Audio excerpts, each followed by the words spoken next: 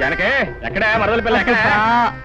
ఏం కొంప మునిగిందని అలా గొంతు చించుకొని అరుస్తున్నావు? అంటే గొంతు చించుకుని అరుస్తున్నానా? నీకోసం నానా ఇదే నానా అదే ఎంత కష్టపడి గోరింటా తీసుకొస్తే గొంతు చించుకుని అరుస్తున్నాను. గొంతు గొంతు గొంతు గొంతు. సర్లే అలాగే అక్కడ పెట్టి వెళ్ళు. ఇక్కడ పెట్టినా? ఇక్కడ పెట్టడానికి నేను తీసుకొచ్చింది పళ్ళు పళ్ళు రాలకూడదు అనుకున్నాను. ఇదిగో నువ్వేం చేస్తావు నాకు తెలీదు. పుస్తకం బోడి పుస్తకం బావగారిని నానా కష్టాలు పడి నీకోసం గోరింటా తీసుకొస్తే పుస్తకం బోడి పుస్తకం అని. ఇదిగో నువ్వేం చేస్తావు నాకు తెలీదు. ఈ గోరింటాకు మెత్తగా రుబ్బు.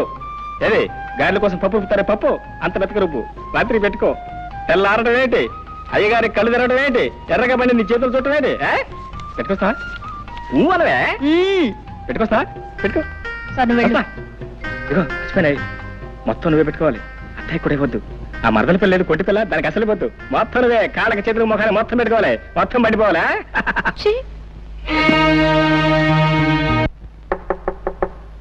ఓయ్ ఎవరదే? నేనే బావా. ఓ నువ్వా మరదల పిల్ల?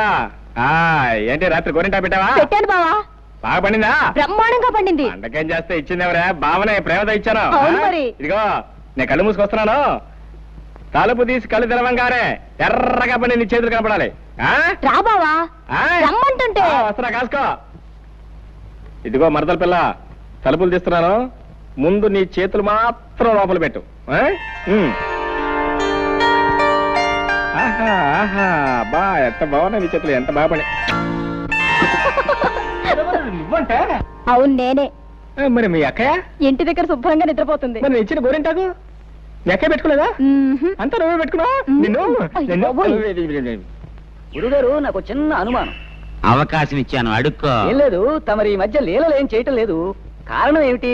జరిమానాలు కట్టలేక? చాచే అదేం కాదురా. ఆ రోజుల్లో మా గురువుగారు శ్రీకృష్ణుడు కూడా గంటకోలేలా అరగంటకోలేలా చేయలేదు. దానికి సమయం సందర్భం సెటప్ ఉంటేనే చేశాడు. ఉదాహరణకి చెరులో స్నానం చేస్తున్న గోపికల చీరలు ఎత్తుకెళ్లి పొన్న చెట్టు మీద కూర్చునే లీల మనం చెయ్యాలి అనుకో. దాని చెరువు ఉండాలి, స్నానం చేసే అమ్మాయిలు ఉండాలి, చెరువు కట్టిన చెట్టు ఉండాలి, అది మనం ఎక్కడానికి వీలుగా ఉండాలి. దొరికిందిరా కరెక్ట్ గా అదే సెటప్. ఇప్పుడు చేస్తాను లీల, కన్నుల పండుగ చూసుకో. దీనికి ఏదో పెద్ద అందగాడని మొగుడు వస్తాడని సంబరపడుతుంది. కాకపోతే నీకు వస్తాడేంటి బొర ముక్కు నువ్వు? నీకు గడ్డ ఊరుకోండి.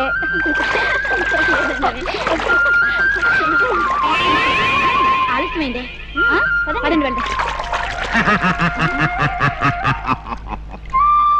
ఆడవాళ్ళు స్నానం చేస్తుంటే సిగ్గు లేకుండా కొమ్మెక్కి కూర్చున్నావా కొండముచ్చులాగా? కొండముచ్చును కాదే, లీలాకృష్ణుణ్ణి. ఇవిగో మీ చీరలు. ఇప్పుడు మీరు మీ రెండు చేతులు పైకెత్తి నమస్కారం పెట్టి హే లీలాకృష్ణ మా చీరలు మాకిమ్ము, మా చీరలు మాకిమ్ము అంటేనే కానివ్వను.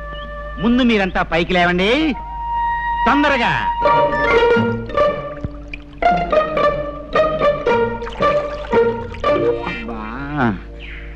భాగవతంలో శ్రీకృష్ణుడు చీరలు మాత్రమే ఎత్తుకెళ్ళాడని రాసింది.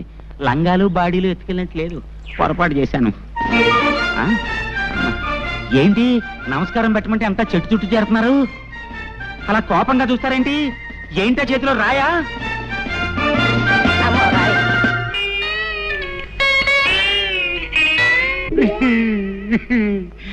ఆనాడు వస్త్రాపరణం ద్రౌపదికి జరిగింది, ఈనాడు నాకు జరిగింది. సర్వే జన సుఖినో భవంతు. లేటు మురళీకృష్ణ గారు అబ్బాయి లీలాకృష్ణ. ఆగండి ఆగండి. లీలాకృష్ణ అనబడే ఈ తుచ్చుడు నీచుడు చండాలుడు నిన్న సాయంత్రం చెరులో స్నానం చేస్తున్న కొంతమంది అమ్మాయిల చీరలు దాచేసి అల్లరి చేసినందున వీడికి 500 రూపాయలు జరిమానా విధించడమైనది. అంతే కదా? నువ్వేమంటావు రత్తయ్య బావా? ఇంకో 100 ఎత్తే బాగుంటదేమో అంటావు. అంతే కదా? నీ మాట ఎందుకు కాదనాలే. ఇదిగో 600. అవును, నా ఆస్తి అంతా ఇలా జరిమానాల రూపంలో తినేయటానికేనా మీరు ఈ పంచాయతీలు కట్టుబాట్లు పెట్టింది? ఇక మీదట నువ్వు వెధవ పనులు చేసి జుల్మానా చెల్లించిన నీ పాపిష్ట డబ్బి పంచాయతీ ముట్టుకోదు. ఇక నుంచి నువ్వు ఏ పొరపాటు చేసినా నీకు దేశశుద్ధి చేసి గ్రామ బహిష్కారం చేస్తాం. కాబట్టి అంతేకాదు, నీకు 2 నెలలు టైం ఇస్తున్నాను. దేనికి? నువ్వు పెళ్లి చేసుకుని ఒక గృహస్థుడివి కావాలి. అన్యాయం, ఇది చాలా అన్యాయం. ఈ పెళ్లి పెటాకులు నాకు కుదరవు. గురువు గారు, పెళ్లింటే అర్థమైంది, పెటాకులు అంటే అర్థం ఏమిటండి?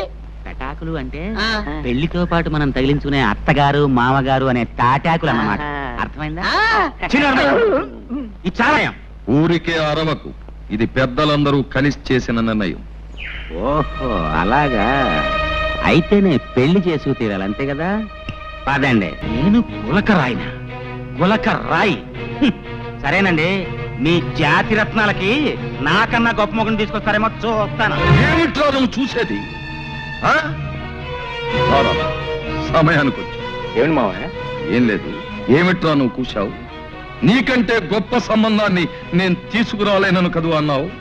ఇలా చూడు, ఊరందరి చేత మెచ్చుకోబడే గుణవంతుడు బుద్ధిమంతుడు అయిన రాంబాబు